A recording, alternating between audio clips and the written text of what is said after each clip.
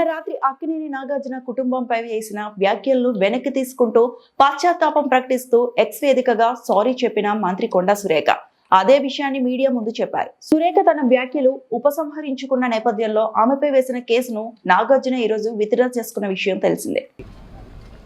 కేటీఆర్ గారు క్యారెక్టర్ గురించి, మరి వారి గతంలో వారు చేసినటువంటి కార్యక్రమాల గురించి, మహిళల మీద వారికి ఉన్నటువంటి మరి చులకన భావం గురించి మాట్లాడుతూ మరి ఆయన నన్ను రొచ్చగొట్టే విధంగా మాట్లాడినప్పుడు నేను భావోద్వేగానికి లోనై మరి కొన్ని ఆయన మీద నేను విమర్శలు చేయాల్సిన అవసరం వచ్చింది.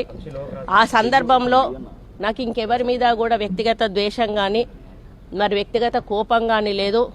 అనుకోని ఆ సందర్భంలో ఒక కుటుంబం మాట నేను తీయడం ఏదైతే ఉందో అది అనుకోకుండా నా నోటి నుంచి జరగడం జరిగింది.